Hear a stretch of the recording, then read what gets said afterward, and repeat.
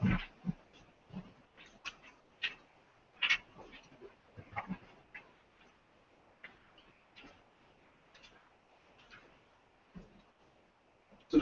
I would like to discuss the meaning of the Christian century in the history of our country.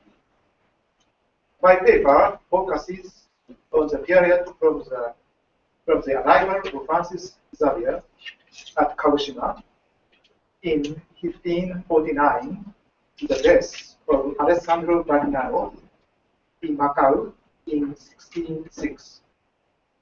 In his famous book published in 1951, Charles Boxer first formulated the term Christian century. This period and its qualification as a Christian century are meaningful and of special value for us because Japan encountered Christianity as a major religious option 10 centuries after the introduction of Buddhism. Xavier and Valignano were two major figures among the Jesuit missionaries active in Asia, especially in India and Japan. The Society of Jesus, whose members are usually called the Jesuits, was founded by Ignatius Loyola in Paris, together with Xavier and their other friends in 1534. In 1540, the society was recognized as a religious order by Pope Paul III. It was Cardinal Gaspar Contarini, a member of the noble Venetian family, who advocated this recognition. Contarini was also a philosopher who learned the teachings of Aristotle from Pietro Pomponazzi at the University of Padua. At the time, Padua was one of the most important centers of Europe for philosophy, medicine, and law. It belonged to the Republic of Venice, which was the free and powerful Serenissima, most serene country. Pomponazzi denied the immortality of the human soul according to the Aristotelian philosophy and reason. It seemed to me most important that Valignano also learned law and graduated from the University of Padua. Xavier was Loyola's closest friend and classmate at the University of Paris, which was a conservative theological center of Northern Europe. Loyola and Xavier, both Spanish, were students of theology at Paris for a long period. In 1537, they left Paris, hoping to visit Jerusalem as pilgrims with their comrades then living in Venice. This attempt, however, was unsuccessful, so they decided to go to Rome to pay homage to the papacy. Xavier was then to become the first Jesuit missionary sent outside Europe to propagate the Catholic faith. Arriving in Japan, Xavier hoped to visit universities in the old imperial town of Kyoto and in the feudal town Ashikaga of Kanto, today north of Tokyo, in order to dispute theological and philosophical problems with the local scholars on the basis of his own university experience. He was not successful in finding out such institutions, all the more that Kyoto was devastated by continual wars. By contrast, in other cities such as Kagoshima and Yamaguchi, Xavier carried out serious debates on an issue. the immortality of the human soul. Indeed, this doctrine became prominent in the Catholic Church of the time, as it was acknowledged as an article of the faith by the Council of the Fifth Lateran Council in 1513, although the doctrine itself had a long history from the birth of Christianity. Thus, not only Xavier, but also other missionaries after him emphasized the doctrine. I will return to this issue later. The letters written and sent from Japan by Francis Xavier strongly influenced many Europeans, among whom there was Guillaume Postel. Postel's interest in the newly discovered Asia and America motivated him to publish the Merveilles du Monde, principalement des arts admirables choses des Indes et du Nouveau Monde. In this work, he described Japan as an ideal isle on the basis of his letters, Xavier's letters. Postel was allowed to enter the Jesuit order by Loyola himself. Now, let us turn to Valignano. He was born in Italy, in the town of Chieti, in February 1539. Immediately before the papal recognition of the society, and only 2 years before Francis Xavier had left Europe forever. Chieti is a major city in the Abruzzi, facing Adriatic Sea. The name of the Theatin order comes from Chieti. Theate in Latin, founded in 1524 by 4 persons, including Gian Pietro Carafa, future Pope Paul IV, who patronized Valignano. At that time, this region was part of the kingdom of Naples and the Spanish group. Entering in Rome in 1559, Valignano learned that Paul IV had passed away. This long-awaited death of his unpopular pope liberated the Romans and others, for example, Guillaume Postel, an obstinate heretic and ex-Jesuit nun, from the overbearing control. During 4 years of this papacy, Carafa did not reconvene of the Council of Trent initiated by his forerunner, Paul III, in 1545, denounced the Peace of Augsburg, and established the ghetto in Rome. He particularly hated the Maranos living in Ancona on the Adriatic Sea near Chieti, who engaged in commercial trade with Turkey. Valignano returned to Padua to study jurisprudence a little later in 1561, although he already received a doctor in law before going to Rome. Italian universities differed from those of Northern Europe or Spain on many points. They granted doctoral degrees, although they almost never awarded bachelor's degrees. Most students in Italian universities were aged 18 to 25 years old, a little bit older than those in northern universities. The major Italian professors were married laymen, rather than members of the clergy. Teaching was done through public lectures open to all and delivered by professors appointed and paid by the civil government. I'd like to emphasize further characteristics points of Padua.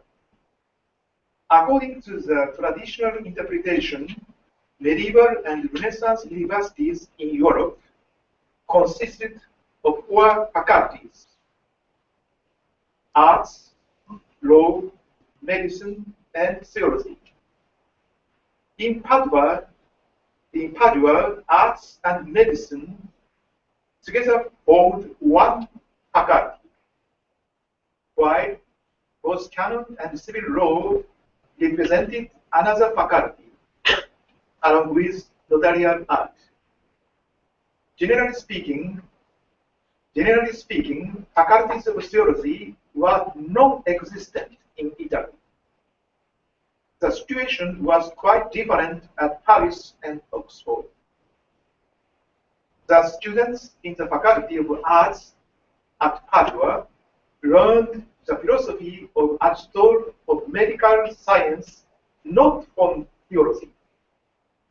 The teaching they received can be characterized as being tremendously secular.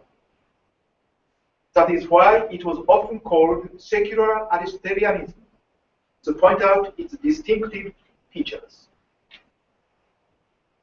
Valignano, student at Lo Studio Padovano, founded in 1222, disappears from our view only to reappear as a papal court, owing to committing an outrage upon a Venetian girl.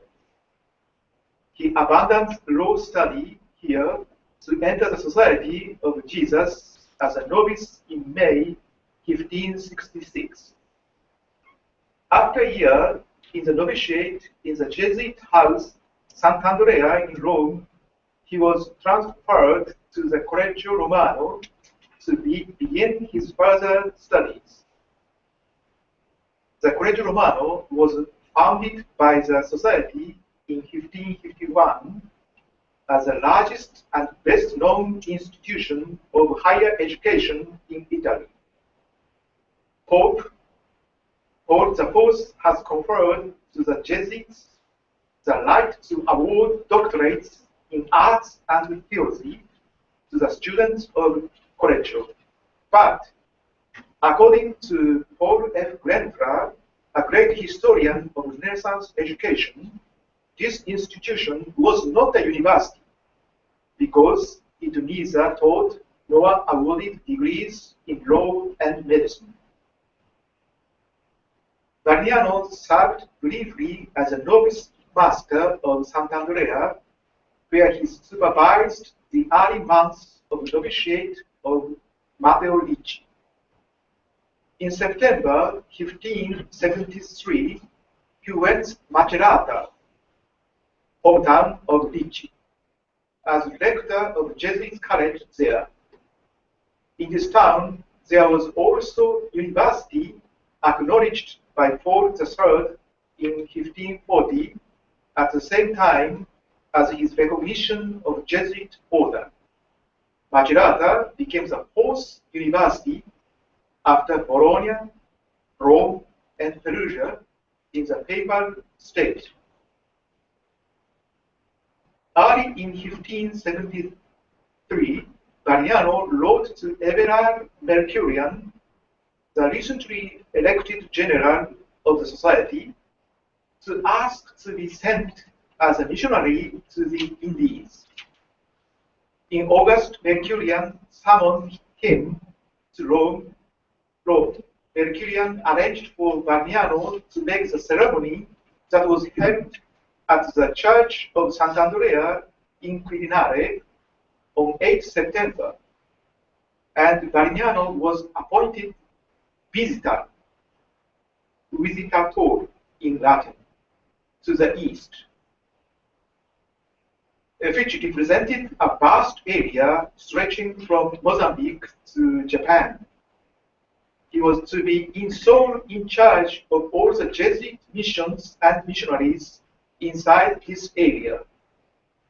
After that, the Italian visitor left the Eternal City and traveled by way of Milan to Genoa, from where he set out with a large group of Jesuits to Spain and Portugal. His plan was to assemble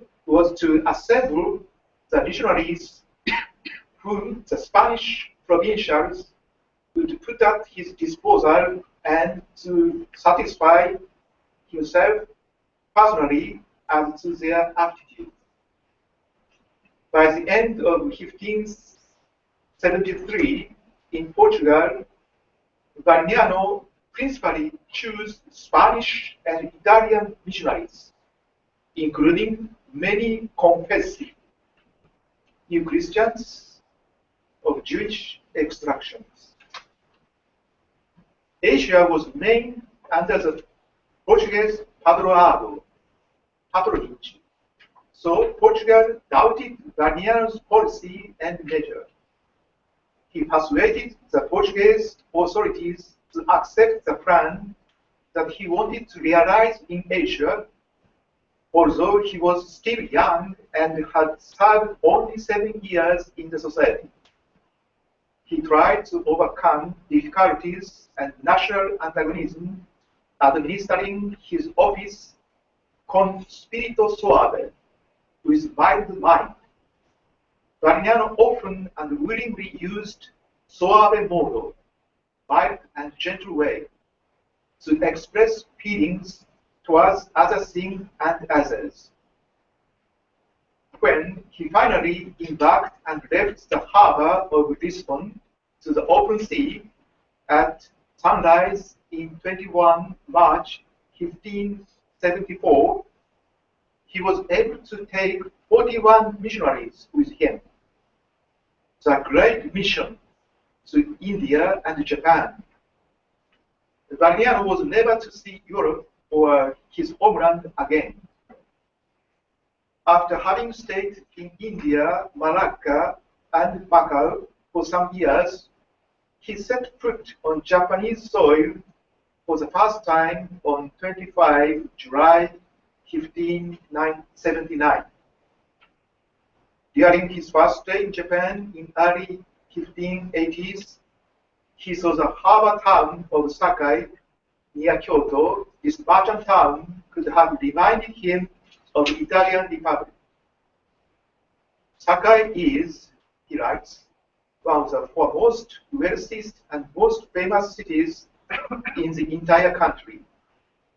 Not only it is a city of considerable size, the home of many rich merchants, but it is also a free city, a sort of republic, a maniera de repubblica, which has always enjoyed great privileges and liberties.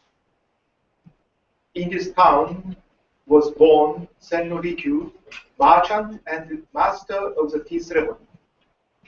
Valignano describes the ceremony in detail, being himself greatly interested in this art. The merchants continued to understand and aid the activity of Jesuit missionaries for one generation, since the warm connection of Xavier with them in Sakai. 30 years had passed between the arrival of the visitor and Francis Xavier's landfall in Kagoshima.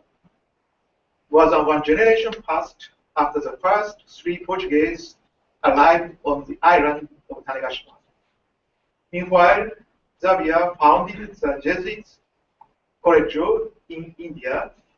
The Council of Trent was closed, and the Counter-Reformation began in full scale. Taking the Spanish Xavier and the Italian Valignano into consideration, we find that the age of Christian century in Japan's history underwent the multi-layered influences of Western culture and philosophy.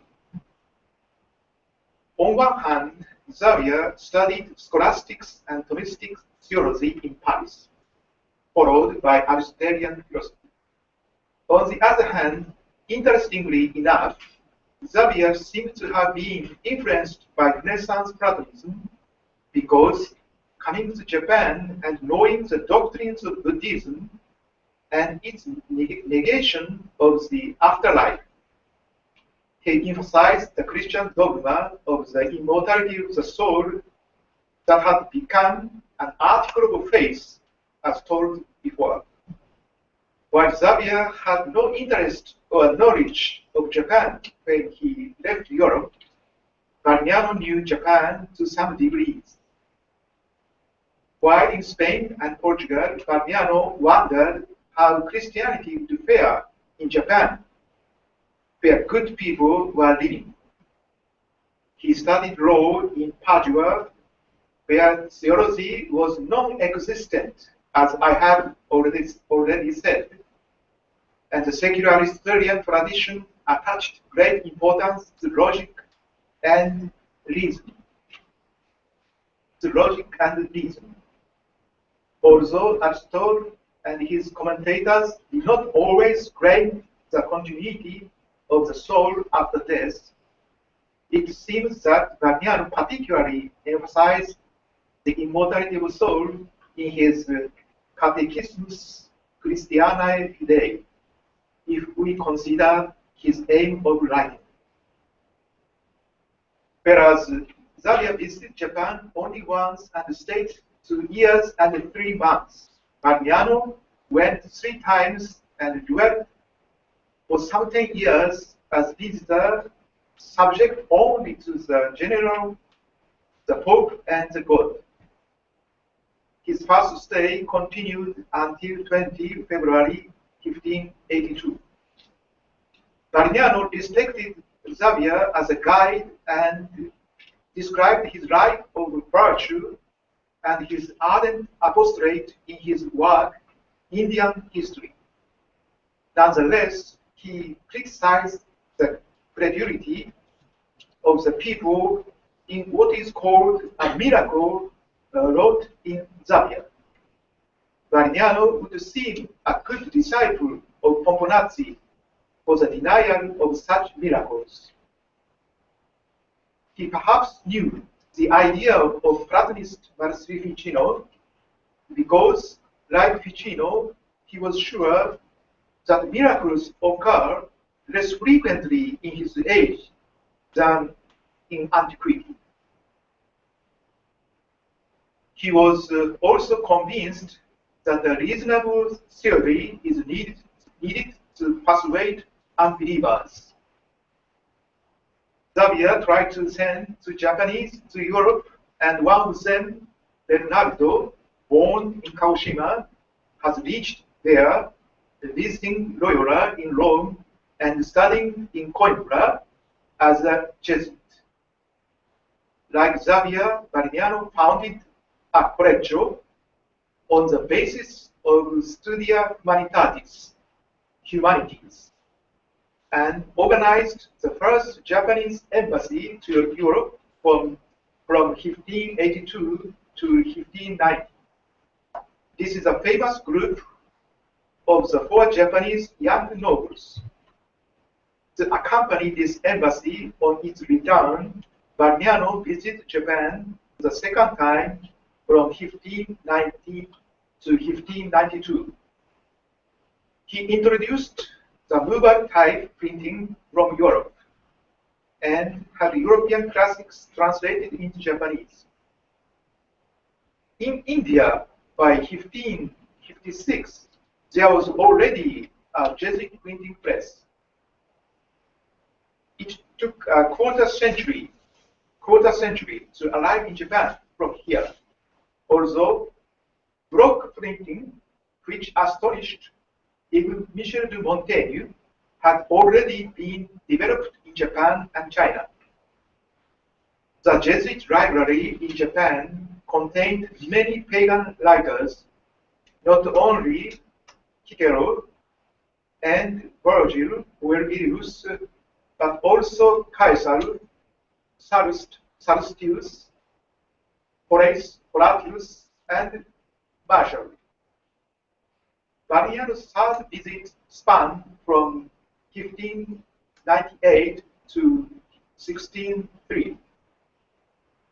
Modern Jesuit scholars Joseph Frank Schulte contributed much toward understanding Valignano's ideas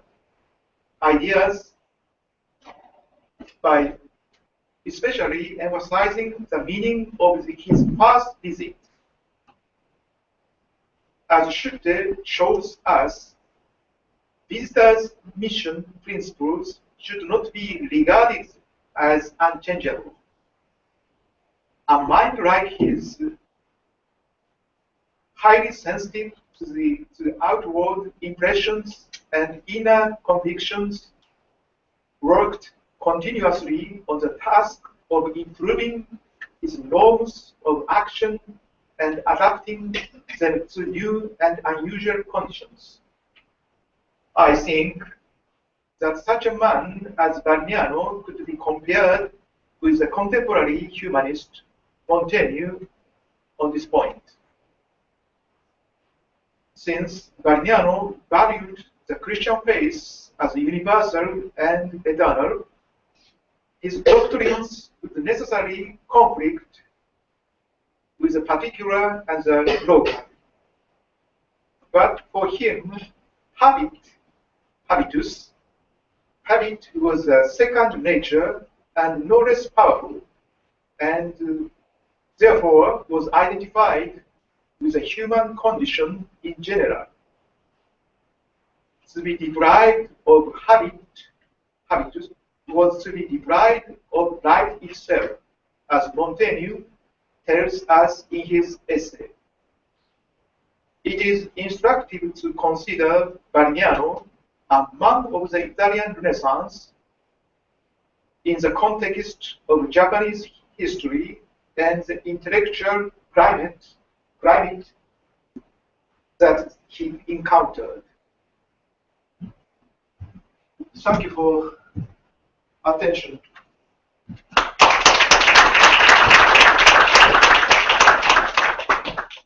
Thank you very much, Professor Nejime, for your presentation. I would like to ask, do you have any questions? Or?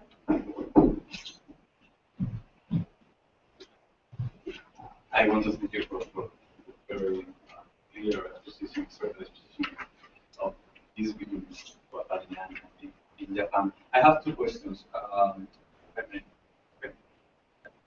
My first question is about this first visit of Valignano to Japan and his arrival to this free city.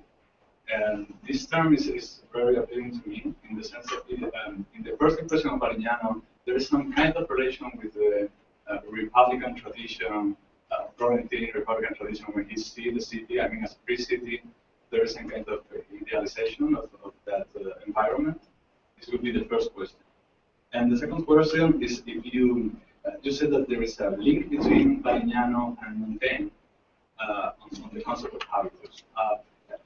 Did you find more links? I find it really, really interesting, the relation between both. Did you find more links between them in their thinking?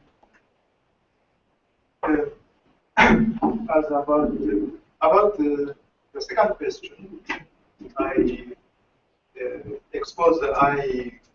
try to consider the environmental age to take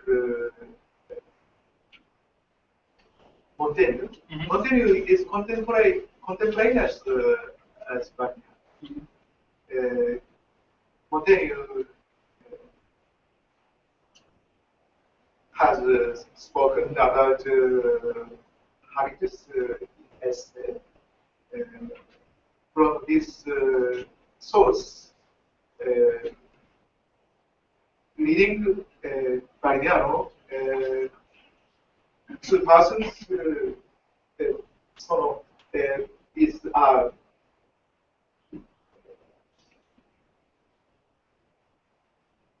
which is similar, not similar. But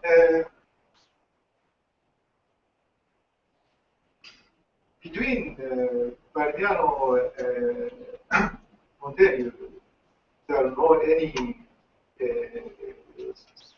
any sources of connection. about one first question. Valignano has already obtained the information about Japan, but entering into Japan, he was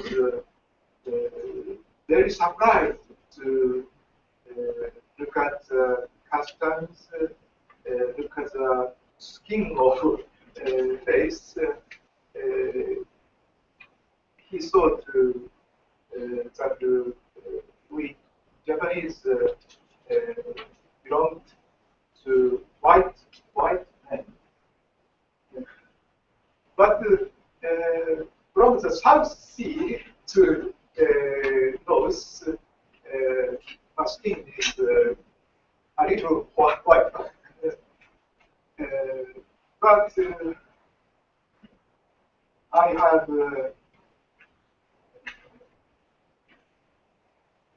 in this occasion, I have emphasized his student's life in Italy.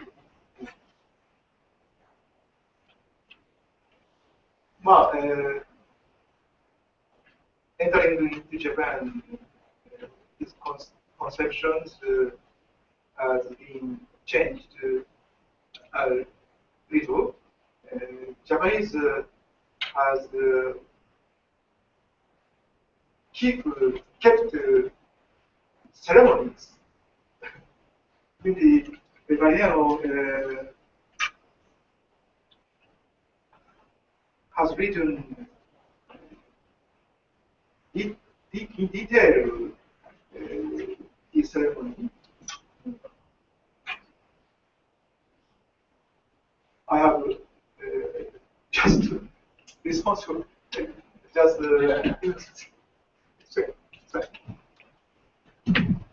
Thank you.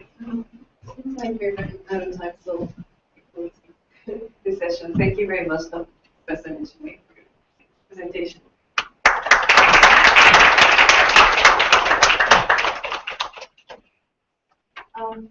Our next speaker is Mr. Professor Ryuji Hiramura. He has a PhD in history of science from